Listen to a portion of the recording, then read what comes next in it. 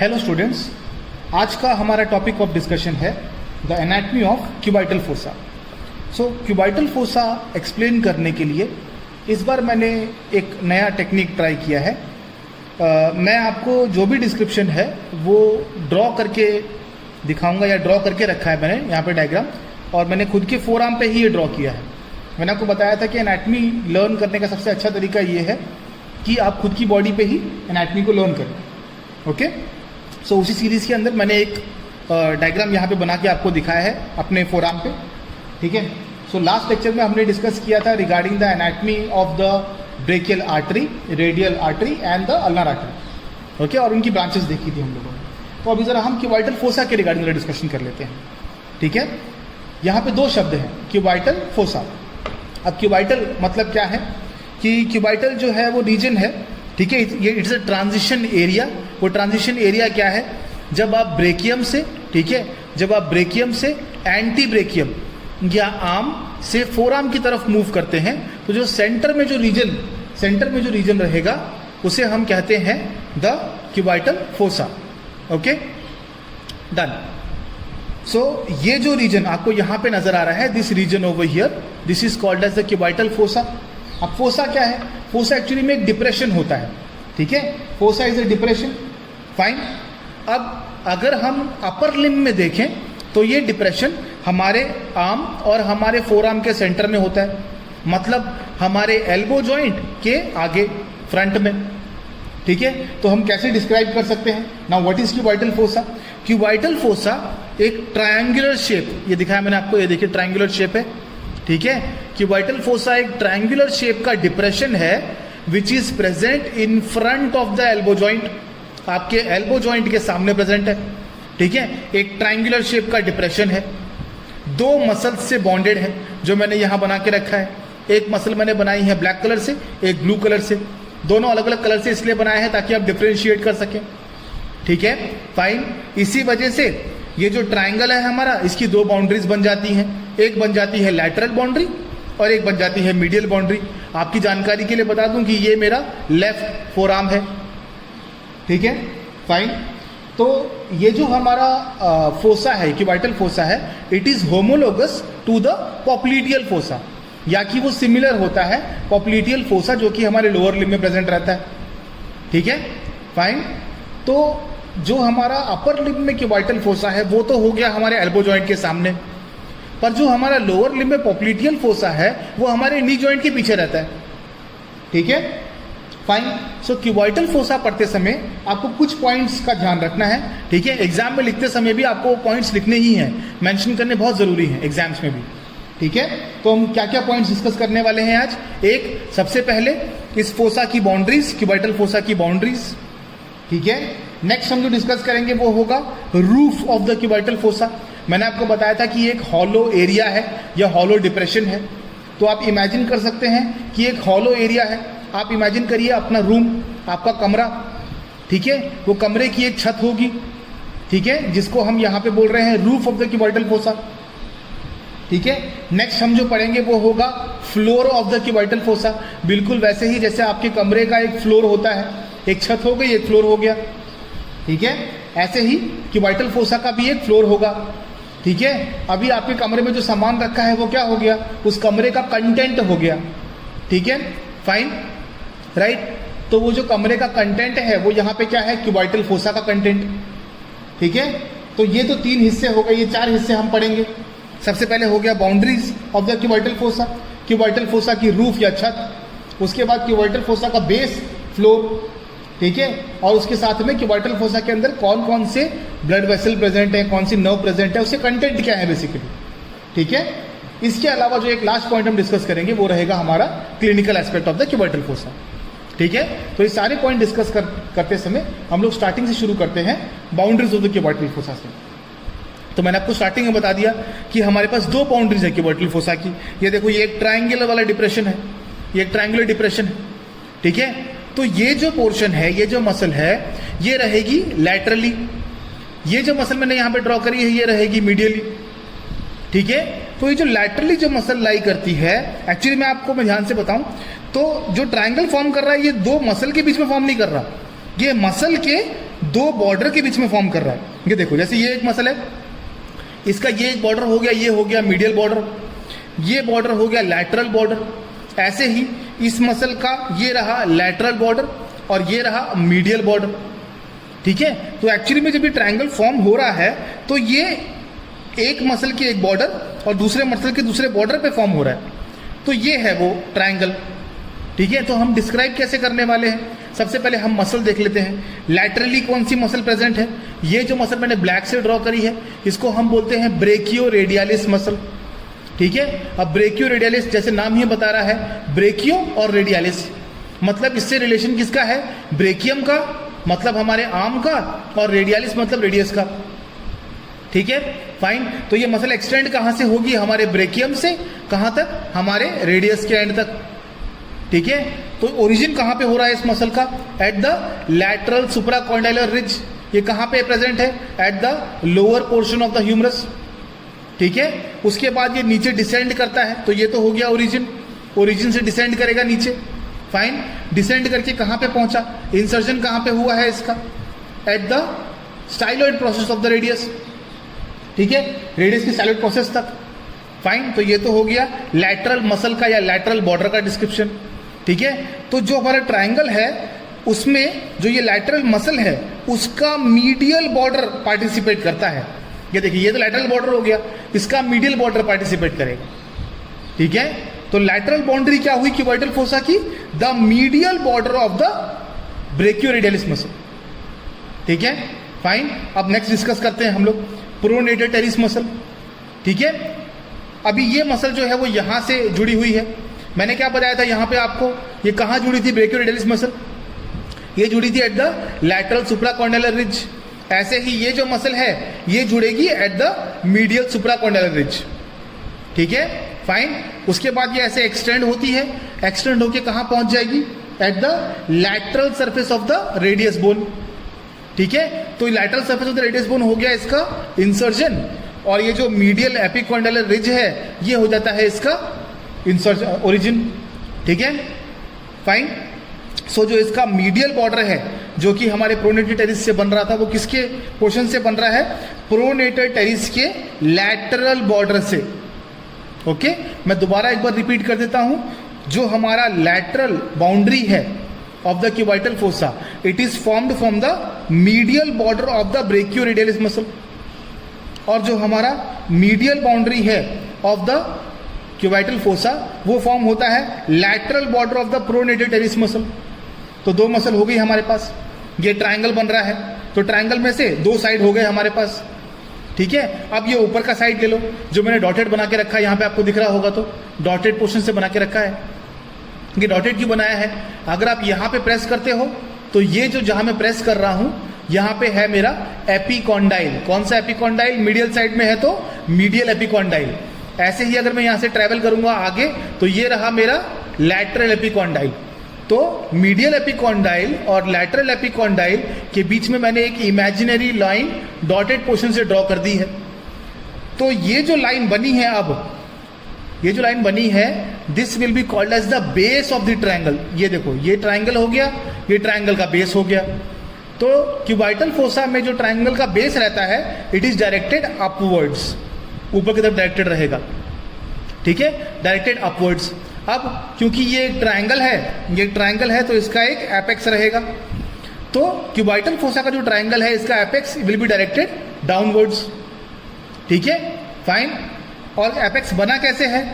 ब्रेकियो radialis muscle और pronator teres muscle जहां पे इंटरसेक्ट करेगी उस एरिया को या उस रीजन को हम बोलेंगे the apex of the cubital fossa.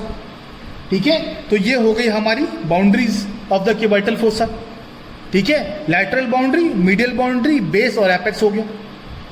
ठीक है, फिर मैंने बताया था आपको बाउंड्रीज के बाद में हम डिस्कस करेंगे रिगार्डिंग द रूफ।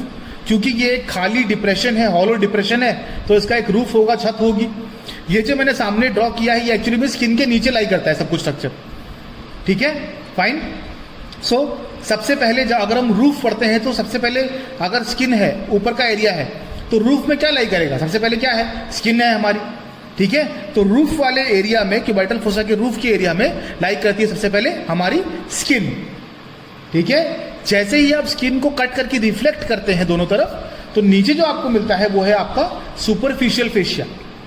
ठीक है, फाइन। अब सुपरफिशियल फेशिया में एक बहुत ही important structure of the cubital fossa lie करता है, जिसको हम लोग बोलते हैं मीडियन क्यूबाइटल वेन। ये जो मैंने इंस्ट्रूमेंट रखा है अपने हाथ में, बिल्कुल इसी तरीके से प्लेस रहती है आपकी मीडियन क्यूबाइटल वेन। ठीक है, जैसा कि इसका नाम बता रहा है, मीडियन मतलब बीच में लाई करेगी, क्यूबाइटल वेन मतलब कौन सी रीजन के बीच में लाई करेगी, क्यूबाइटल फोसा के बीच में, उसकी वेन है वो। ठीक है, तो ऐसे बिल्कुल बीचों बीच लाई करती है। तो ऐसे सेंटर में लाई करने के लिए ऑब्वियस सी बात है कि यहाँ पे भी एक वेन होनी चाहिए, यहाँ पे भी एक वेन होनी चाहिए, और बीच में ऐसे लाई करेगी वो वेन। ठीक है, तो मीडियल साइड में हमारे पास रहती है बेसिलिक वेन। ठीक है, लैटरल साइड में हमारे पास रहती है सेफेलिक वेन। ठीक है, और उन दोनों को जोड़ने वाली जो वेन है that will be called as the median cubital vein. ठीक है, यही median cubital vein superficial fascia में लाई करेगी, बस आप इतना याद रखिए। ठीक है, फाइन।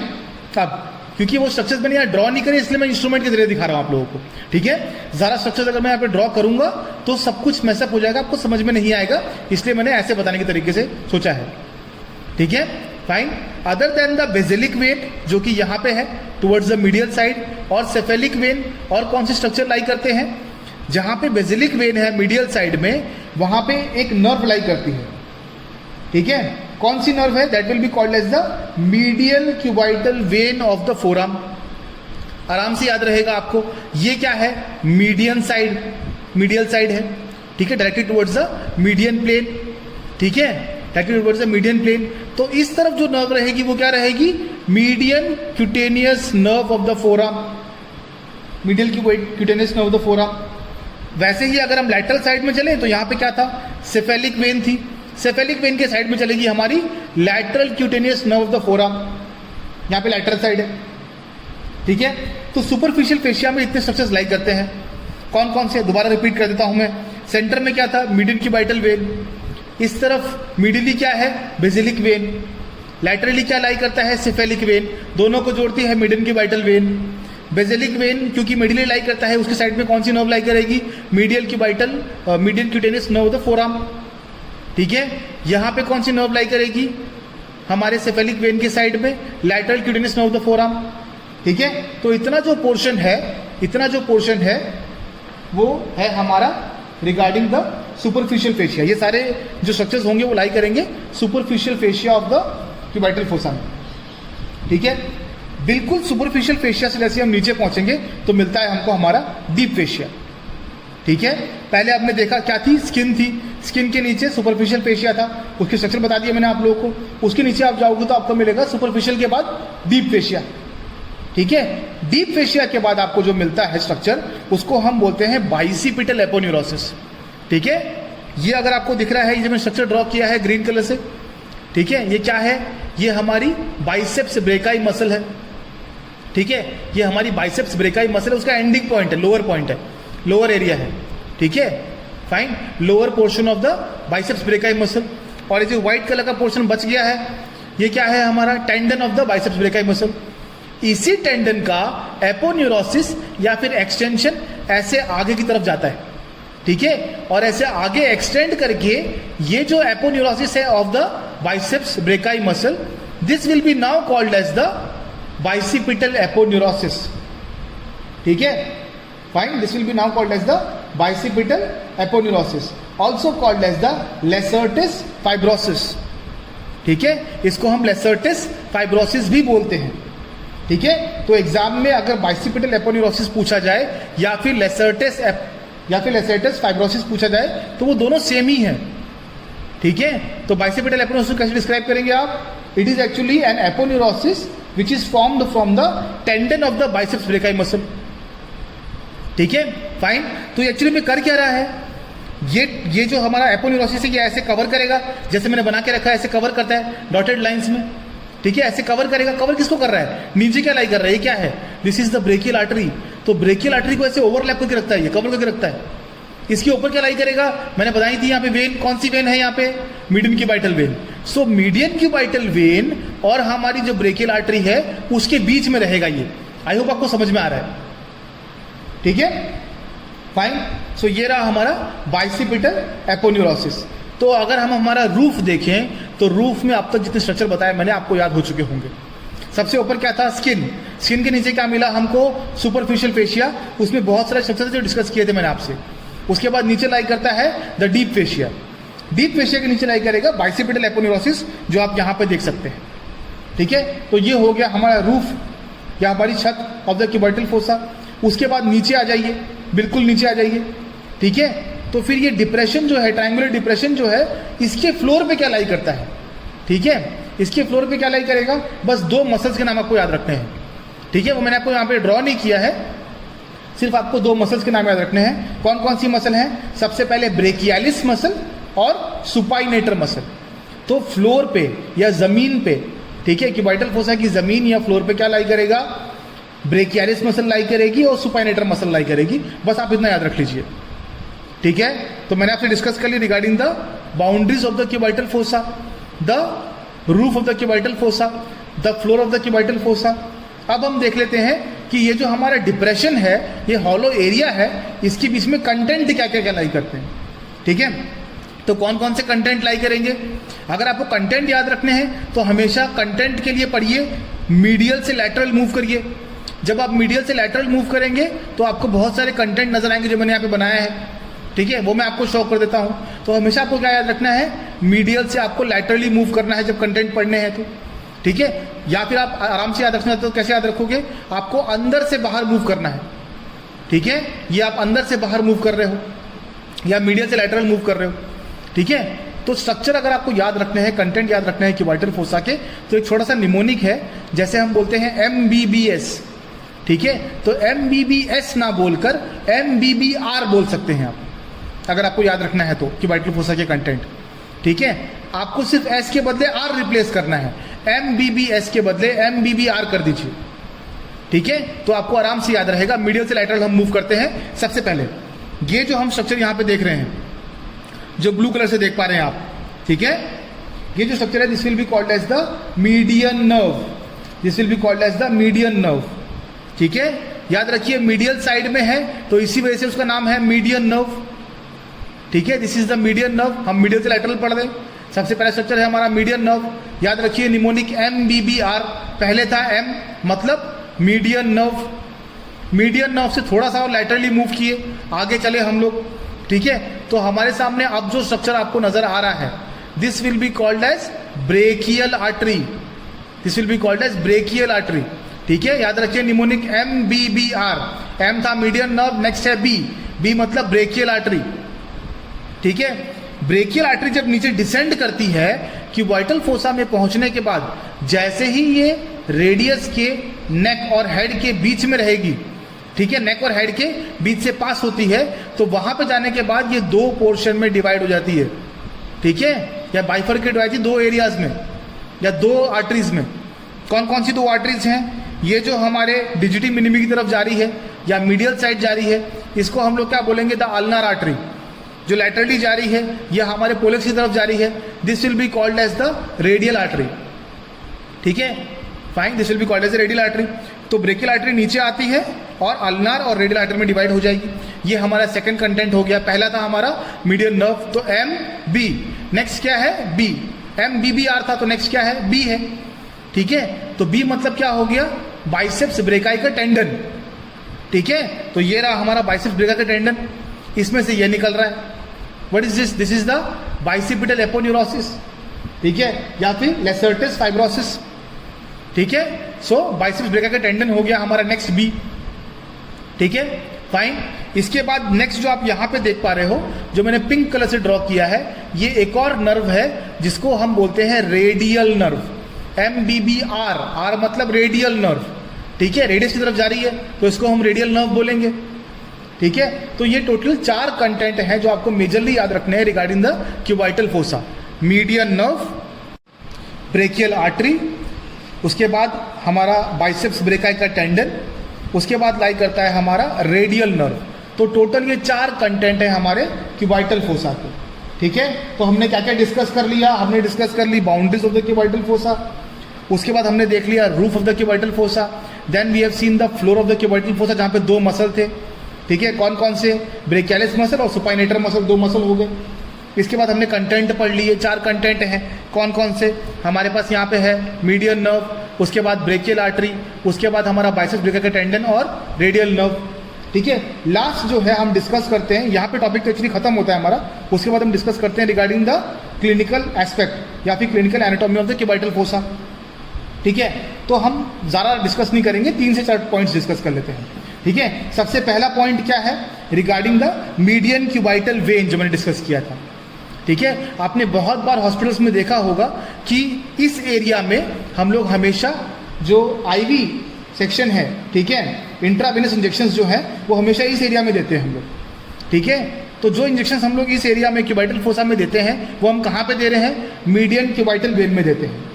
ठीक है, तो median cubital when is actually the when of choice for the intravenous injection, it is the prime when of choice for the intravenous injection. ठीक है, तो ये जो वेन है it lies in the cubital fossa, ये clinical aspect हो गया। उसके बाद अगर आप देखो तो यूनिवर्सली सारे यूनिवर्स में, ये सारे वर्ल्ड में हमारे पास अगर हमको बीपी चेक करना है, ब्लड प्रेशर चेक करना है, तो हम क्या करेंगे, हमेशा हमारा जो डायफ्राम ऑफ द स्टेथोस्कोप है हम उसको यहीं प्लेस करते हैं। ठीक है, fine, to hear the pulsation of the brachial artery. ठीक है, तो ब्लड प्रेशर चेक करने के लिए हम अपने क्यूबाइटल फोसा के रीजन का इस्तेमाल करते हैं। तो ये हमारा second point of clinical aspect हो गया। तीसरा जो पॉइंट है it is regarding the bicipital aponeurosis, जो मैंने डिस्कस किया था आपसे। ठीक है, अब ये क्या करता है, जो हमारा बाइसिपिटल एपोन्यूरोसिस है मैंने आपको बताया था, इट ओवरलैप्स और it covers the brachial artery. तो ब्रेकियल आर्टरी को कवर करके रखेगा। ठीक है, तो ब्रेकियल आर्टरी को ऐसे कवर करके रख दिया, उसके बाद उसके ऊपर क्या लाई करता है, यहाँ पे हमारी मीडियन क्यूबाइटल वेन। ठीक है, हमारी मीडियन क्यूबाइटल वेन, तो जब भी हम लोग कोई इंट्रावेनस इंजेक्शन देने की कोशिश करते हैं, ठीक है, इन द मीडियन क्यूबाइटल वेन, तो हमारा जो बाइसिपिटल एपोन्यूरोसिस है एक्चुअली में एक प्रोटेक्टिव बैरियर की तरह काम करता है, एक प्रोटेक्टिव शीट की तरह काम करता है, ताकि जब आप यहाँ पे मीडियन क्यूबाइटल वेन में इंजेक्शन डाल रहे हो या इंजेक्ट कर रहे हो तो नीचे जो आपकी ब्रेकियल आर्टरी है वो इंजर ना हो। ठीक है, फाइन, तो जो आपका बाइसिपिटल एपोन्यूरोसिस है it acts as a protective barrier और अ प्रोटेक्टिव शीथ। ठीक है, which actually protects the brachial artery from getting injured while we are giving the intravenous injections in the median cubital vein. ठीक है, ये बात done, fine. इसी reason की वजह से जो हमारा बाइसिपिटल एपोन्यूरोसिस है इसको एक और नाम दिया गया है, it is also called as the grace of God. ठीक है, fine, it is also called as the grace of God, क्योंकि ये प्रोटेक्ट करता है हमारी ब्रेकियल आर्टरी को इंजर होने से। ठीक है, फाइन, तो ये 3 पॉइंट्स ऑफ क्लिनिकल एस्पेक्ट हम लोगों ने डिस्कस कर लिए हैं। ठीक है, तो यहाँ पे मैं कंक्लूड करना चाहता हूँ मेरा topic the anatomy of cubital fossa. अगर आपके माइंड में कोई भी डाउट है regarding this topic, you can always message me और मेरे को कमेंट कर सकते हैं मेरे वीडियो के नीचे। ठीक है, थैंक यू सो मच।